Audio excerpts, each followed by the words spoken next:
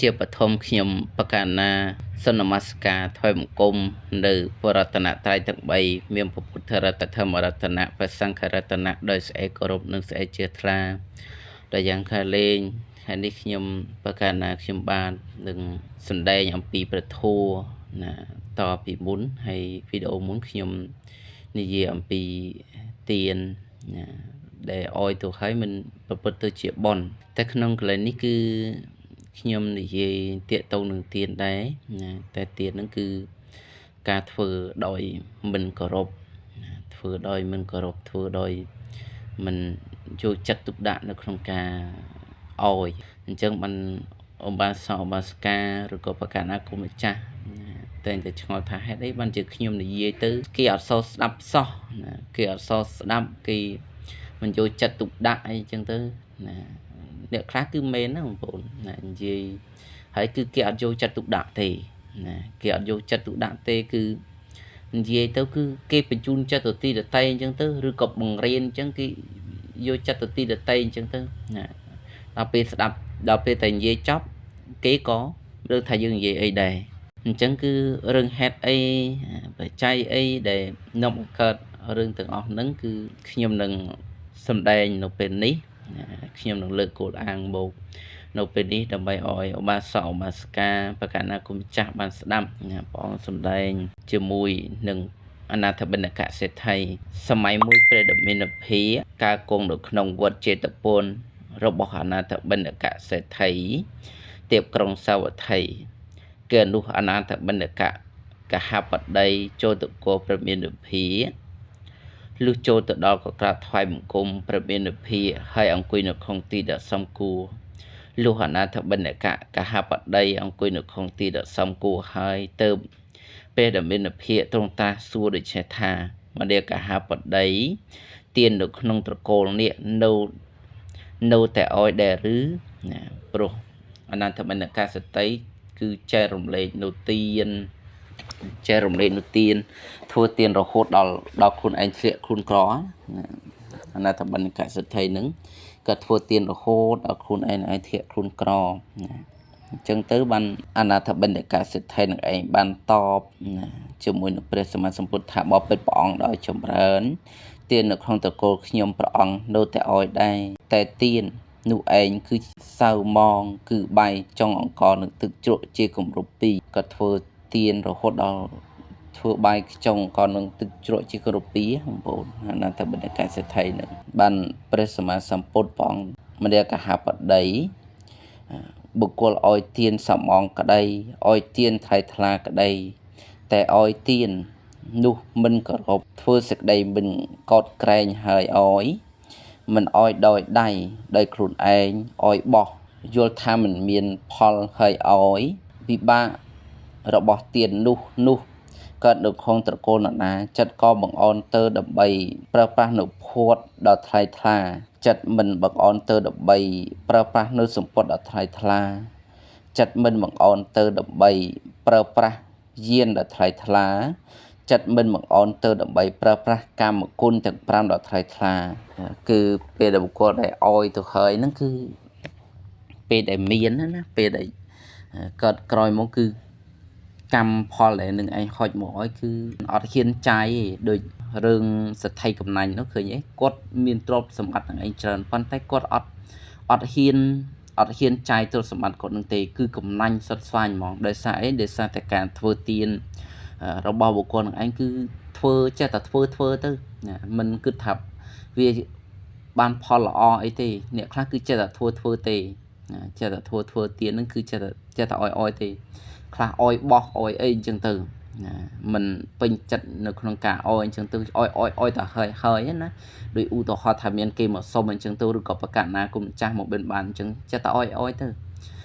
អ្នកខ្លះថាខ្មាស់គេអញ្ចឹងទៅឃើញលោកមកជួអញ្ចឹងឲ្យអោយឲ្យលោកទៅផុតទៅអញ្ចឹងណាអញ្ចឹងគឺពេលដែលផល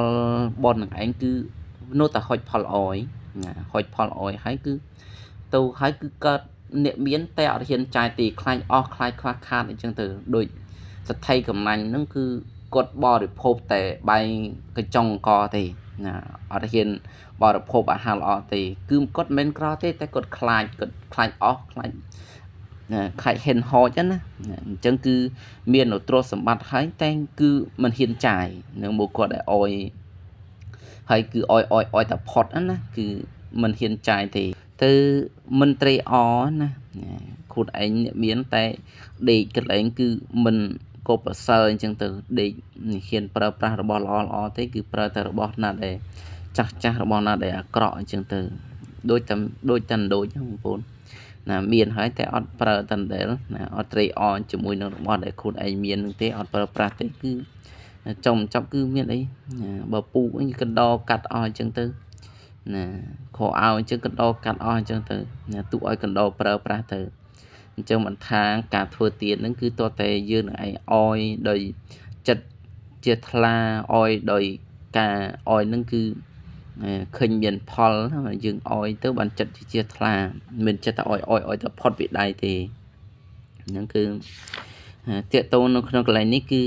មួយផ្នែកទៀតណាព្រះសម្មាសម្ពុទ្ធព្រះអង្គថាមួយទៀតគឺពួកជនណាដែលជាកូនក្តីប្រពន្ធក្តីទាស័កក្តីណាខ្ញុំប្រុសហ្នឹងអ្នកបម្រើប្រុសហ្នឹងគឺទាស័កអ្នកបម្រើក្តីកម្មករក្តីរបស់បុគ្គលនោះជនទៅនោះមិនស្ដាប់មិនចង់ត្រជាស្ដាប់រមែងបញ្ជូនចិត្តទៅក្នុងអារម្មណ៍ដតីដំណើរនោះប្រហែលអ្វីមានកហាបដីព្រោះថាវិបាកនៃកម្មទាំងឡាយដែលបុគ្គលធ្វើដោយមិនគោរពរមែងមានយ៉ាងនេះឯងមានកហាបដីបុគ្គលឲ្យទានសំអងក្តីថ្លៃថ្លាក្តីតែឲ្យទាននោះដោយគោរពធ្វើសេចក្តីកោតក្រែងហើយឲ្យដោយដៃខ្លួនឯងមិនបោះឲ្យយល់ថាមានផលហើយឲ្យវិបាករបស់ទាននោះកើតនៅក្នុងត្រកូលណាចិត្តក៏រមែងអនទៅដើម្បីប្រើប្រាស់ភួតឲ្យថ្លៃថ្លាចិត្តរមែងបង្អន់ទៅដើម្បីប្រើប្រាស់សម្ពត់ដ៏ថ្លៃថ្លាចិត្តរមែងបង្អន់ទៅដើម្បីប្រើប្រាស់យានដ៏ថ្លៃថ្លាចិត្តរមែងបង្អន់ទៅដើម្បីប្រើប្រាស់កម្មគុណ5ដ៏ថ្លៃថ្លាមួយទៀតពួកជនណាដែលជាកូនក្តីប្រពន្ធក្តីទាស័កក្តីជាអ្នកបម្រើក្តីកម្មករក្តីរបស់បុគ្គលនោះជនទាំងនោះរមែងស្ដាប់ចង់ត្រជាស្ដាប់មិនបញ្ជូនចិត្តទៅកាន់អារម្មណ៍ដតីព្រោះហេតុអ្វីមនីកហបដីព្រោះជាវិបាករបស់កម្មទាំងឡាយដែលបុគ្គលធ្វើដោយគោរពរមែងមានយ៉ាងនេះឯងព្រះអង្គនឹងឯងគឺបានសម្ដែង5អនាថបិណ្ឌកសិទ្ធិណាគាត់ធ្វើទានរហូតដល់ធ្វើកញ្ចង់កណាទឹកជក់ជាគោរព2នឹងគាត់ថាវត្ថុរបស់គាត់ឯងមិនថ្លៃថ្លាទេតែទានគាត់នៅតែធ្វើអញ្ចឹងព្រោះគាត់អត់ហើយហ្នឹងគាត់ធ្វើតាមមានតាមបានអញ្ចឹងបងថាកាលណាដែលធ្វើដោយសេចក្តីពេញចិត្តណាបងប្អូនណាធ្វើដោយសេចក្តីពេញចិត្តហ្នឹងបើសិនតែមានប្រពន្ធកូនហ្នឹងកូននឹងឯងគោរពណា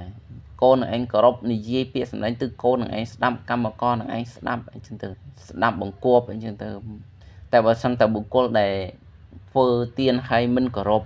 ណាធ្វើអយហើយមិនគោរពទេអយតែផុតតែពីដៃពេលដែលមានកម្មករមានអ្នកបម្រើគឺគេអត់ស្ដាប់ទេគេអត់ស្ដាប់បង្គាប់ទេគាត់និយាយតែគាត់ទៅគេបញ្ជូនចិត្តទៅតែអញ្ចឹងទៅខ្លាចគេទៅនេះទៅនោះអញ្ចឹងទៅគិតទៅអីផ្សេងអញ្ចឹងទៅដល់និយាយចាប់ដែរនឹងឯងគ្មានដឹងថាយើងនឹងនិយាយអីទេអញ្ចឹងបានថាបងប្អូនខ្លះដែលមានកូនឬក៏មានប្តីនិយាយទៅប្តីនឹងឯងមិនស្ដាប់មិនគប់ហ្នឹងគឺដោយសារតែយើងនឹងឯងពីមុននឹងឯងយើងធ្វើទាននឹងឯងមិនគោរពអោយទាននឹងឯងមិនដោយសេចក្តីគោរពទេអោយតែផុតពីដៃណា